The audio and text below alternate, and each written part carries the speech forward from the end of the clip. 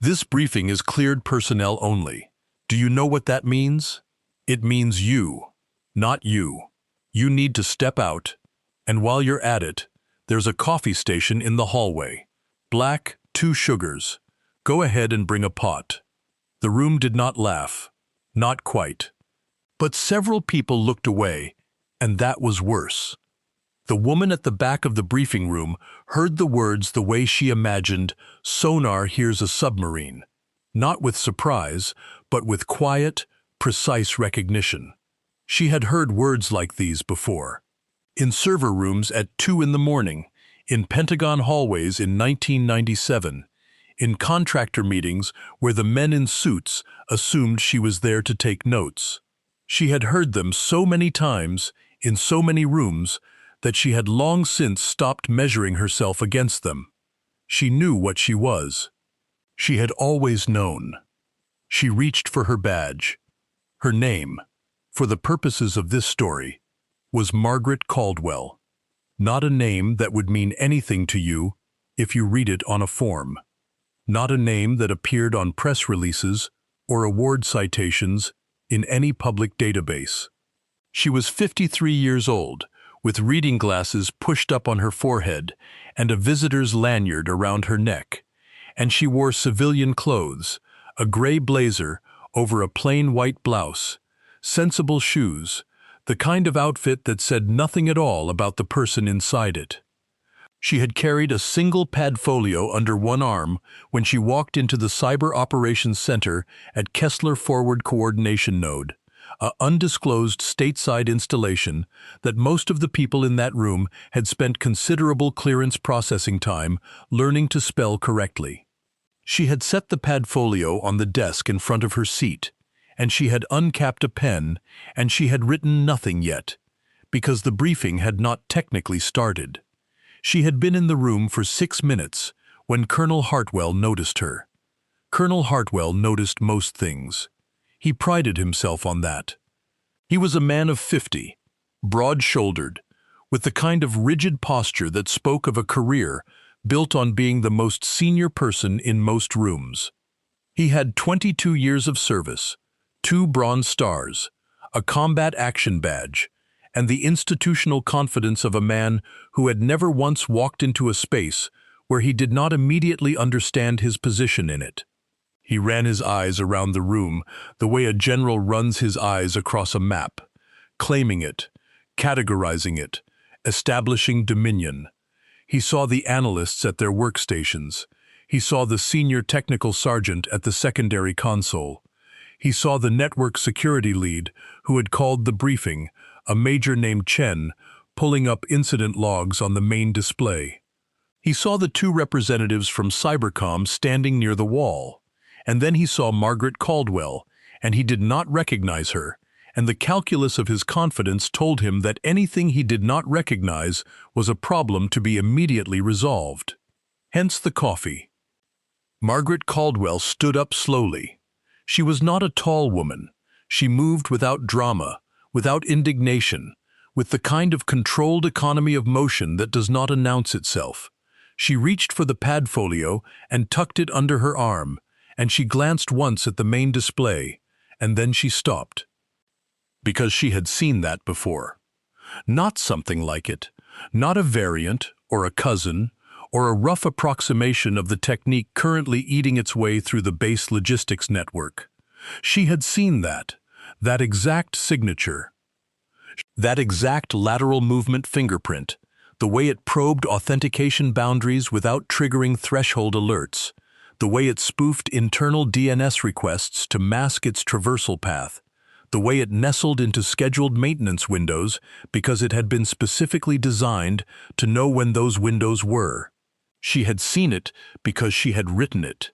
She had written it in 2019, in a controlled environment, as part of a penetration test she had designed and executed personally, commissioned by a 3-letter agency whose name was not on the door of any building you had ever driven past. Nobody in this room had been part of that test. She was certain of that. She sat back down. I said the room is cleared. Personnel only. Colonel Hartwell's voice had acquired a new texture. Not louder, colder, the kind of cold that comes from a man who is accustomed to being obeyed and has now said the same thing twice. "I heard you," Margaret said. Her voice was quiet and even. It carried the way voices carry in rooms that have suddenly gone still. "I'll step out in a moment. Before I do, the intrusion signature on your main display matches a technique I've seen before. The lateral movement pattern, specifically the authentication probe sequence in the second-tier subnet access. You need to know that before I leave." Major Chen turned from the display. The two Cybercom representatives exchanged a look. Colonel Hartwell did not turn from Margaret. His expression had not changed, except in the specific way that expressions do not change when a man is suppressing the strong impulse to let them. "And you are?" "Margaret Caldwell." She held up her visitor's badge. "Contractual audit." "For what division?" "Architecture compliance." Hartwell's jaw set. "Ms. Caldwell, I appreciate the initiative. When this briefing concludes, we will be happy to take your observations under advisement. Right now, this room is operating under active incident protocols, and I need it clear of non-essential personnel. The coffee station is outside the second set of doors." He paused. 2 sugars. Several people in the room did not know where to look. Major Chen looked directly at the display because the display was giving him something concrete to focus on, and the display was very much still showing an active intrusion eating its way through the base logistics network. Margaret Caldwell looked at the display too. She said, calmly, "The technique I described was developed in a controlled penetration exercise in 2019. I designed the exercise. The reason it's significant is that the code base for that technique was never made public. It has never appeared in any documented threat actor playbook. Its presence in your network means that either someone reverse-engineered it from our test environment or someone had access to the test environment's internal documentation. Those are 2 very different scenarios. One is a sophisticated outside actor. The other is an insider problem." Silence. Not the silence of discomfort. The silence of a room full of technically capable people rapidly processing a single data point that had just changed the shape of everything they thought they were looking at. Major Chen turned from the display. His face was careful. "Colonel, we will discuss this after the briefing," Hartwell said. His voice had gone very level. Level in the way that things go level when the ground beneath them is less stable than it looks. "You have 6, maybe 8 minutes before that intrusion reaches the ordnance tracking node," Margaret said. "I want to flag that, because I know the node is under-hardened. I included that in the 2021 architecture review." A beat. "There's a 2021 architecture review?" Major Chen said. "There is. It was classified and filed. I do not know if it was acted on." She knew. She knew it had not been acted on. She had spent 3 years knowing it had not been acted on because the agency that commissioned it had forwarded it to the relevant commands, and the relevant commands had reviewed it in the context of their existing budget allocations and had determined that the proposed hardening of the ordnance tracking node fell outside the current fiscal year's prioritization matrix. She had received that determination in a 2-paragraph letter. She had kept the letter. She had also kept the review. She had kept every line of it in her memory because she was the kind of person who kept things in her memory. And the ordnance tracking node was one of 17 points of weakness she had identified in the original segmentation architecture she had built for this installation 12 years ago. And she had thought about those 17 points of weakness the way a builder thinks about the cracks in a wall she built with her own hands. Not with guilt, precisely, with attention. With the quiet, steady attention of a person who knows exactly what could go wrong and has spent years trying to prevent it, and has not always been listened to. "Ms. Caldwell, Hartwell said, and there was now something in his voice that was not cold, but was working very hard at being cold. I am going to ask you one final time to step outside the briefing room. The active incident protocols of this installation do not accommodate unsolicited civilian input during a crisis response, regardless of whatever contractual function you believe you are performing.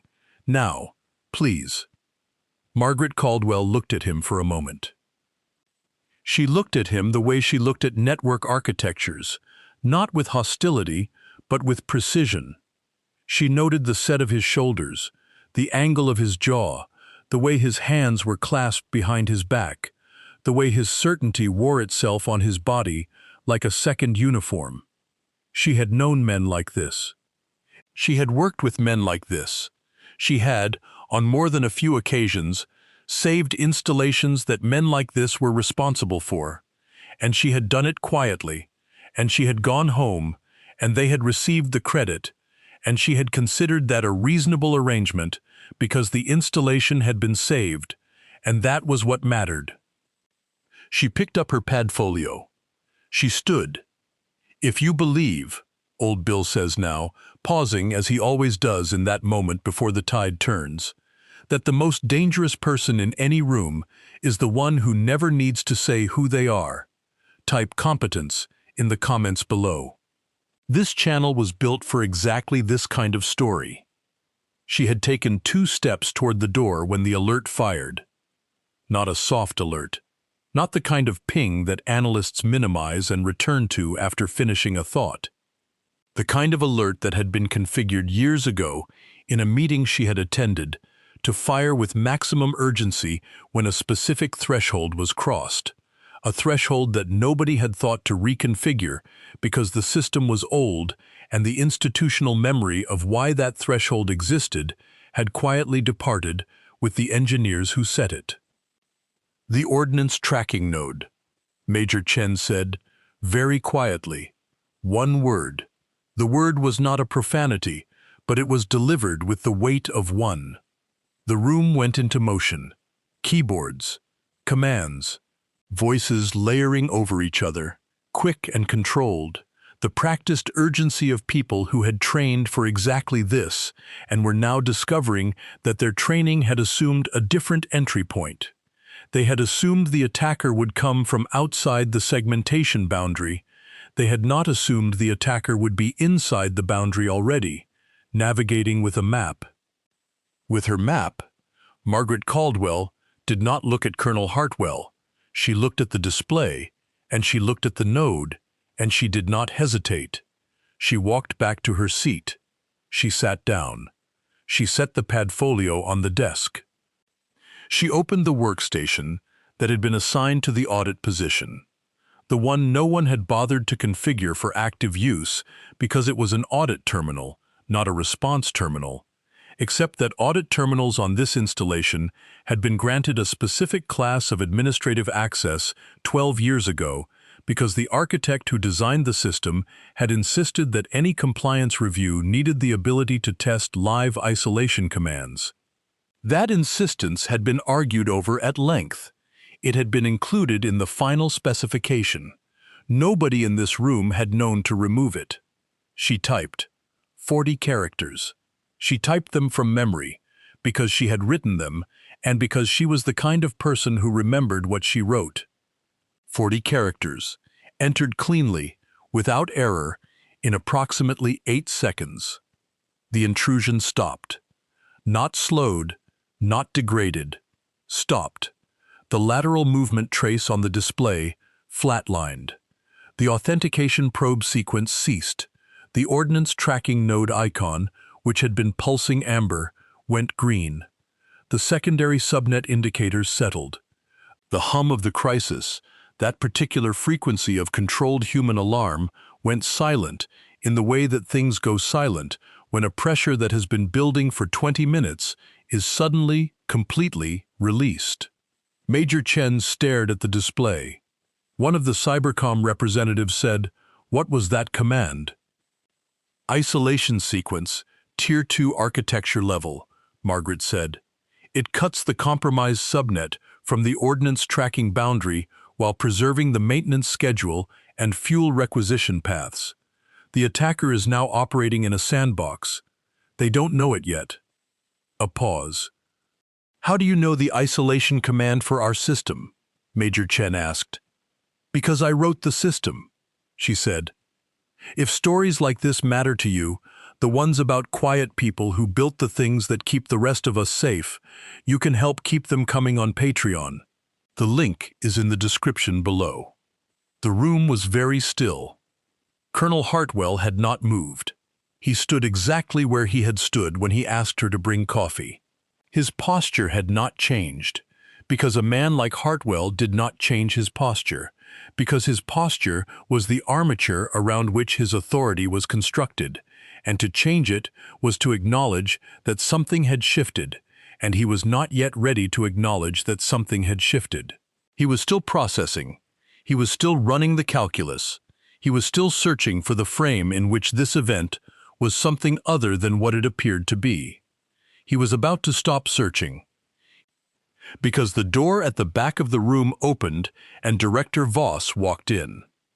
Director Alan Voss was 61 years old and looked 55 and had the kind of stillness that comes from having spent 4 decades in rooms where noise was a liability. He was the Cyber Operations Center Director, and he had not been expected at this briefing, and he was not surprised by that, and his face, as he surveyed the room, carried the expression of a man who had received, 14 minutes ago, a text message from a private number that said only, "On site. Found a problem. Will need to brief you after." He had recognized the number. He had come immediately. He looked at the display. He looked at the clean network indicators. He looked at Major Chen's expression. He looked at the Cybercom representatives. And then he looked at Margaret Caldwell, who was capping her pen and straightening the pad folio on the desk in front of her, and the expression on his face was not surprise, because Director Voss did not do surprise, but there was something in it that might, in another man, have been relief. "Director," Colonel Hartwell began. "Give me a moment, Colonel." Voss walked to the front of the room. He stood beside the display and he looked at the incident timeline that Major Chen's team had been building for the past 20 minutes, and he took it in with the speed of a man who has read many incident timelines. Then he turned to face the room. "I'm going to read something," he said. He reached into his jacket and produced a single folded sheet of paper. He did not unfold it immediately. He looked at the room first, making sure he had it, and the room understood, without being told, that it should be completely quiet. He unfolded the paper. "The individual present in this facility today for a scheduled architecture compliance audit holds the following credentials." He read without inflection, which made each line land harder than emphasis would have. "Designed and implemented the original network segmentation architecture for this installation. 12 years of active deployment." He glanced up, glanced back down. "Primary author, Classified Architecture Review, dated March 2021, assessing 17 vulnerability points, including ordnance tracking node hardening. Review submitted to command. Funding declined." A pause. "Commissioned and personally executed the 2019 penetration test from which the lateral movement technique currently in use by the intruder was originally derived." He stopped. "Let that sit. Holds active top-secret sensitive compartmented information clearance with additional codeword access in 5 programs I'm not going to name in this room." He folded the paper. "She designed this building's nervous system. She told you it had a gap, and then she sat down at the terminal she designed, and she fixed it." He put the paper back in his pocket. He looked at Colonel Hartwell. Colonel Hartwell looked at Margaret Caldwell. Margaret Caldwell was writing something in her pad folio. She did not look up. The thing about a moment like that, old Bill would tell you, is that it doesn't feel the way you might expect. The movies have trained us to expect the thunderclap, the swelling music, the slow turn of the arrogant man's face as comprehension blooms into horror.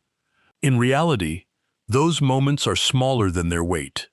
They happen in the space between one breath and the next. They happen in the specific quality of a room's silence, when a room's silence has changed frequency. Colonel Hartwell's face did not crumble. His posture did not break. He was a man of too many years and too much discipline for that. But something behind his eyes shifted, and the people who were watching him, and most of the room was watching him, saw it. Something went out.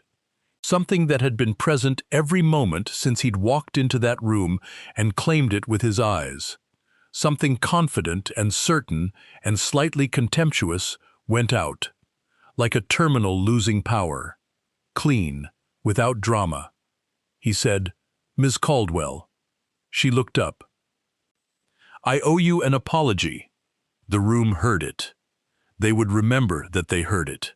In the weeks and months afterward, when this story moved through the installation, the way stories move through installations. Not quickly, not loudly, but steadily, thoroughly, the way water finds its level. Margaret Caldwell looked at Colonel Hartwell for a moment. She had, in her life, received apologies from men who understood what they were apologizing for, and apologies from men who were apologizing for a specific incident while remaining entirely unaware of the larger pattern. She did not know yet which kind this was. She suspected she would not know for some time. She did not consider that her problem to solve. "Thank you," she said. She looked back down at her padfolio. "The isolation command will hold for approximately 40 minutes before the attacker realizes they're in a sandbox," she said, and her voice was the same as it had been at the start of the briefing, quiet, precise, completely without drama. "I'd recommend getting your incident response team into the subnet in that window. I can brief your technical leads on the attacker's likely pivot strategy based on the test environment documentation. I know what they have access to, which means I know what they'll try next." She paused. "If that would be useful," Major Chen said. "Yes, please." Director Voss said, "Major Chen, clear the non-essential personnel and get Dr. Caldwell's team positioned." Dr. Caldwell. The room heard that too.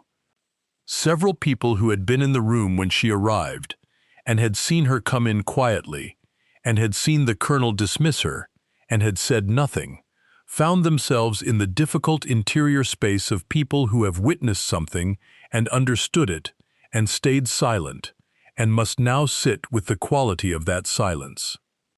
She had not asked them to speak. She would not ask them now. That was not how she operated. That had never been how she operated. What happened to Colonel Hartwell in the weeks following the incident at Kessler Forward Coordination Node is not a story of dramatic punishment. There was no court-martial. There was no public reprimand filed in a folder that would follow him to every subsequent assignment. The Army is an institution that processes its corrections quietly, and Colonel Hartwell's correction was no exception. He was reassigned. The reassignment was framed, as these things are always framed, in the neutral administrative language of career development and organizational need. He was told that his skill set would be better applied in a particular logistics coordination role at a particular installation that was not the one he had been at, and he was given a reasonable timeline to make the transition, and the people who delivered this information to him were professional and courteous and gave no indication that the decision was anything other than routine. But Hartwell was not a stupid man. He understood what the reassignment was. He understood it the way you understand a door closing quietly in a large building, not with a slam, not with a declaration, but with the soft, final sound of something that will not reopen. He packed his office. He did not complain. He was not the kind of man who complained. He was the kind of man who stood straight and moved forward and kept his face arranged in the expression of a man who knew where he was going, even when, particularly when, he did not. He drove off the installation on a Tuesday morning, and the installation did not notice, because installations do not notice the departure of kernels the way they notice other things. Life at a forward coordination node is measured in incident timelines and maintenance windows and the steady, anonymous labor of people whose names do not appear in public records. Major Chen filed his incident report. The report was thorough and accurate. It named the technique used by the intruder. It named the architecture vulnerability that had allowed the intrusion to progress as far as it had. It cited the 2021 review by name, and it cited the funding decision that had followed the review, and it attached both documents as exhibits. The report was read by several people at several levels of the chain of command. Several of those people had signed the funding decision in 2021. Several of those people had a quiet, private experience of recognition, the kind that produces in a person not guilt exactly, but a kind of recalibration, a shift in how one reads documents that arrive from people one has not met. The 2021 review's recommendations were approved for funding within the fiscal quarter, all 17 points. The ordnance tracking node was hardened first. Margaret Caldwell was not present for any of these decisions. She had submitted her audit report, attended a 3-hour technical debrief with Major Chen's team, briefed the Cybercom representatives on the attacker's likely origin environment based on the penetration test documentation, and eaten a sandwich from the facility's common area, and driven back to her hotel, and slept 8 hours, and flown home the following morning. And she had been on site for 26 hours. The intruder, it turned out, had been working from a foreign intelligence services signals unit. The details of how that determination was made belong to a different story, told in a different kind of room. What is relevant here is that the sandbox Margaret had created gave the incident response team the window they needed to fully document the intrusion path, which gave the intelligence community a set of data points it had not previously had, which contributed in ways that cannot be publicly described to a broader defensive posture that was in turn relied upon by people whose names also do not appear in public records. A lot of things that matter happen in rooms that do not appear in public records.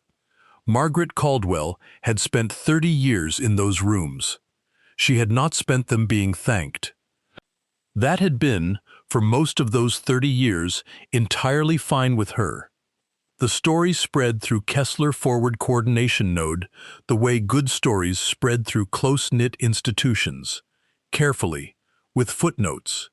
People who had been in the room were asked about it by people who had not been, and the people who had been in the room answered honestly, with the specific honesty of people who understand that they are the primary source for something that is going to become a piece of institutional memory, whether they participate in it or not. They described the visitor's badge. They described the reading glasses on the forehead. They described the way she had stood up and then sat back down and then typed 40 characters in 8 seconds and saved the ordnance tracking node, and then immediately, without pause, begun writing in her padfolio again. They described the way she had accepted the colonel's apology with 2 words, and no expression that could be interpreted as triumph. They described, in particular, the 40 characters.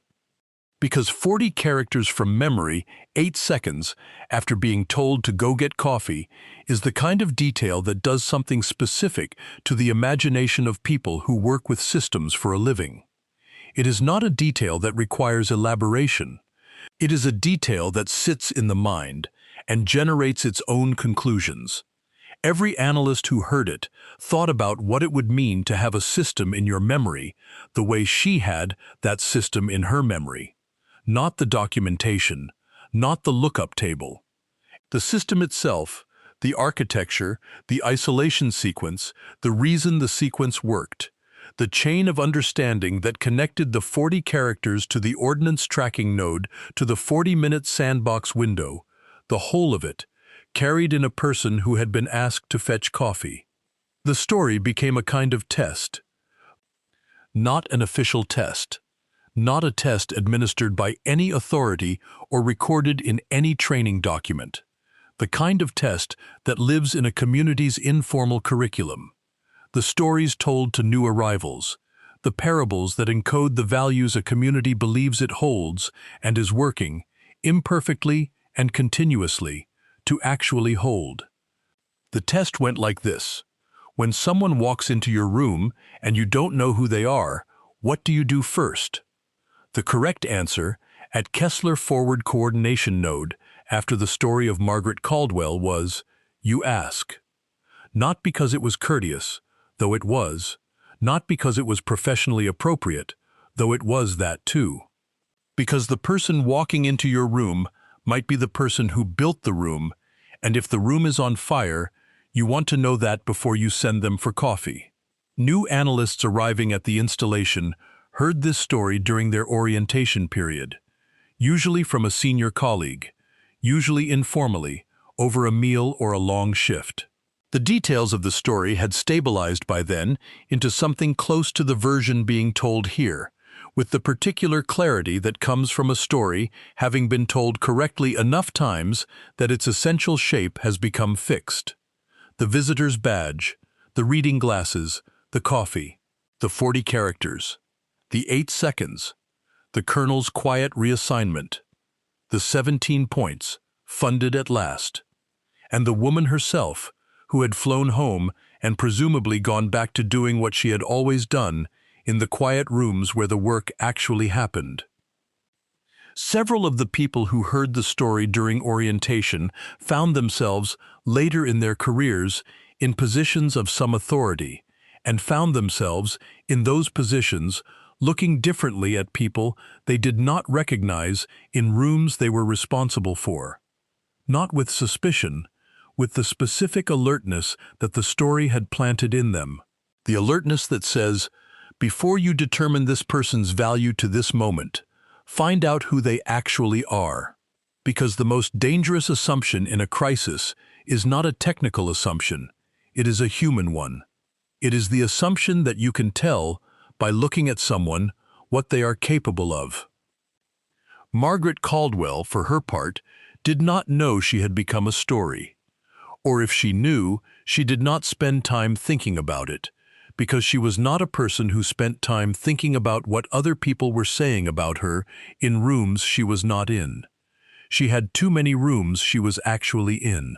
She had too many systems to review, too many architectures to audit, too many reports to write that would be read by people she would never meet and acted upon, or not acted upon, according to processes that had nothing to do with her quality of work and everything to do with the budget cycles and political priorities of the institutions those people served. She had written 104 such reports over her career. She had counted. She had not counted because she was proud of the number, though it was a number that merited pride. She had counted because she was the kind of person who counted things, who tracked things, who maintained a precise and current understanding of what she had done and what had been done with what she had done, not out of grievance, but out of the same professional rigor that led her to remember 40-character isolation commands from systems she had built 12 years ago. 31 of her recommendations had been fully implemented. 47 had been partially implemented. 26 had not been implemented. She knew which of the 26 were still out there. She thought about them the way she had thought about the ordnance tracking node, not with anxiety, but with attention, with the steady, quiet, professional attention of a person who knows what could go wrong and intends to keep saying so until someone listens. She had been saying so for a long time. She would keep saying so. That was the job. There is a particular kind of professional that institutions like to believe they are full of, and are, in practice, fortunate to have one or two of. The person who does the work because the work matters, who does not require the work to be noticed to continue doing it. Who will write the report that gets filed without action and then write it again 3 years later, with the update that nothing has changed, and here is the data, and here is the risk, and send it again, and accept the possibility that it will be filed again, and write a note in the margin of their own copy that says, filed 2024, not acted on, will need to revisit, and revisit it. And the count is still rising. And the count is still rising. This is not a romantic quality. It is not the kind of thing that makes for compelling personal narratives, the kind of thing you describe at a dinner party or include in a biography. It is relentless, and it is quiet, and it is, in aggregate, the thing that keeps large systems from failing as often as they would otherwise fail. Margaret Caldwell was not the only person like this. She had met others. She knew where they worked, roughly, because the community she moved in was smaller than the institutions it served, and the people who were serious about the work tended to find each other over time the way serious people do, through reputation, through a particular quality of attention in a technical exchange, through the experience of reading a report and recognizing in its structure and its precision the evidence of a mind that thinks the way your mind thinks. She had a small number of people she corresponded with regularly. She had a smaller number she would call a friend. She did not find this lacking. She had made her choices about what to spend herself on, and she had spent herself, and the spending had been worth it, and she slept well. She slept well the night after the incident at Kessler. She slept the way she always slept after a long day of doing the thing she was trained to do, deeply and without dreams, and with the uncomplicated physical satisfaction of a person whose body has been used for its intended purpose. In the morning, she had eggs and coffee, and read the news on her phone, and caught her flight. She did not think about the Colonel. Or rather, she thought about the Colonel the way she thought about the 26 unimplemented recommendations, as a fact, a data point, a condition of the environment in which she operated, not pleasant, not unpleasant, simply present, something to be accounted for and worked around and, where possible, changed, and in the meantime, not allowed to be the thing that consumed the attention that needed to go to the work. She had a report to write. She wrote it on the plane. It was 74 pages. It was thorough and accurate and precisely sourced, and it would be read, she estimated, by approximately 8 people, and 3 of its recommendations would be acted on within the year, and 2 more would be acted on within 5 years, and the remaining ones would wait, and she would follow up on the remaining ones, and that was how it worked. That was how it had always worked. She was at peace with how it worked. She was not without opinions about how it could work better. She had many opinions about how it could work better. She expressed those opinions in the appropriate forums, through the appropriate channels, in the precise and documented language of a professional who understands that the forum and the channel and the language matter as much as the opinion itself. She had learned this over 30 years. She had not been born knowing it. She had learned it the way you learn most important things, by being wrong first, and by paying attention to the experience of being wrong, and by adjusting. She had been wrong sometimes. She knew which times. She kept those in her ledger too. The briefing room at Kessler Forward Coordination Node was cleaned, between incidents, by a contractor named Rodriguez, who had been doing facility maintenance at the installation for 11 years and had seen many things without being asked to comment on them.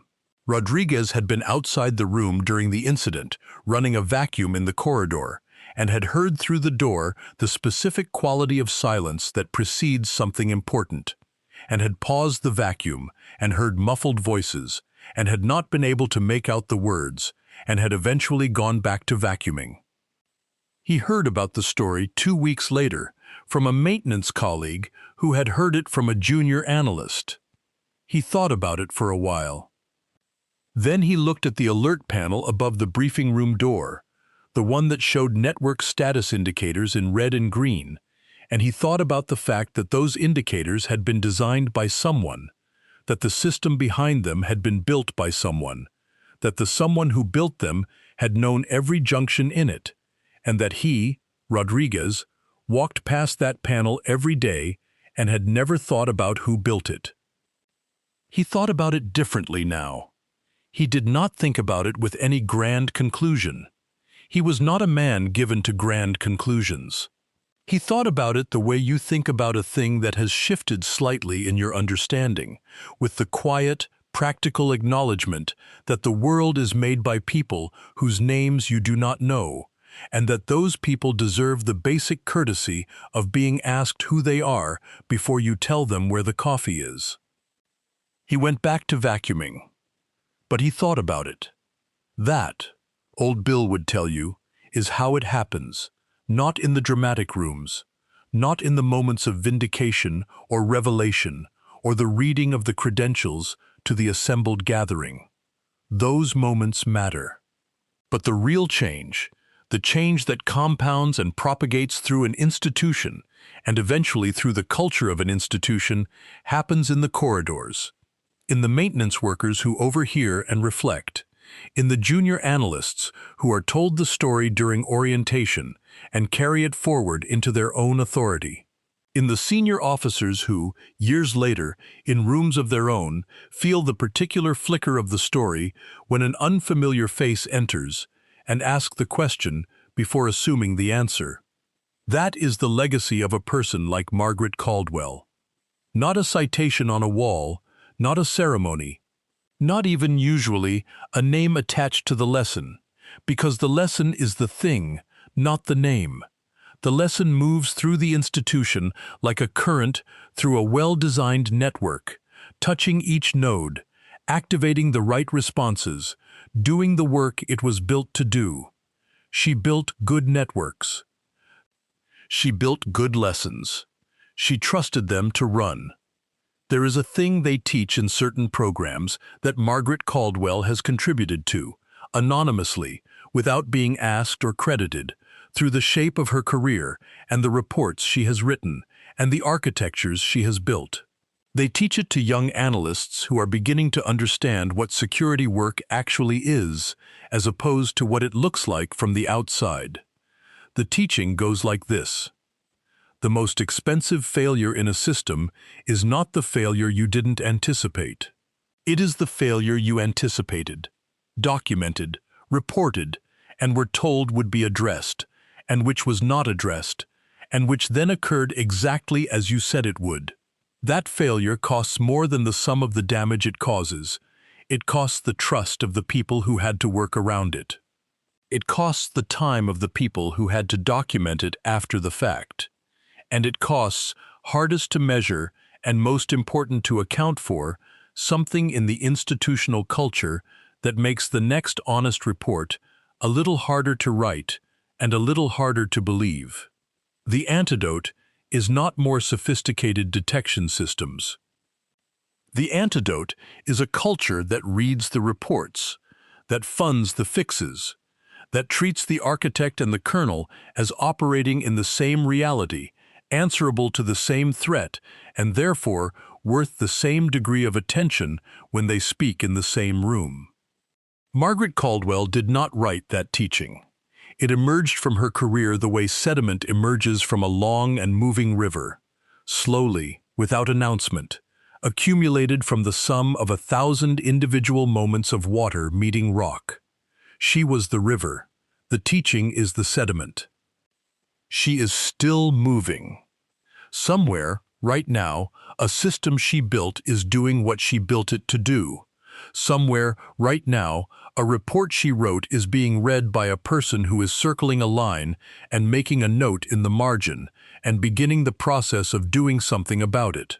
Somewhere, right now, a young analyst who has never heard the name Margaret Caldwell is working in an installation whose architecture she designed, protected by segmentation she specified, defended against techniques she documented, operating in a security posture that exists because a woman in a gray blazer sat down at an audit terminal 12 years ago and thought very carefully about what could go wrong. She thinks about what could go wrong. She always has. She always will. That is the job. And the job, done with that kind of quiet, relentless, undramatic competence, is the most important thing in a great many rooms that you and I will never enter. Old Bill says, remember that. The next time you see someone in a visitor's badge sitting quietly in the back, the next time someone with reading glasses on their forehead and a padfolio under their arm takes a seat you didn't expect them to take, before you assume, before you assign, before you send them for coffee, ask. Ask who they are. And then, when they tell you, listen. Because the most dangerous expert in any room is the one who built the room and has absolutely no need to prove it. She already knows. She has always known. She just needs you to stop talking long enough to hear what she's saying. And when you hear it, for the love of everything that matters, fund the fix. For more stories where quiet competence humbles loud arrogance, subscribe to Old Bill's Tales. These are the stories that don't make the headlines, the ones that live in corridors and common areas and the institutional memory of places you will never visit. They deserve to be told. If you believe that, subscribe and help make sure the next one reaches the person who needs to hear it. And if you'd like to help me keep telling them, you'll find my Patreon linked in the description below. Thank you for standing with me.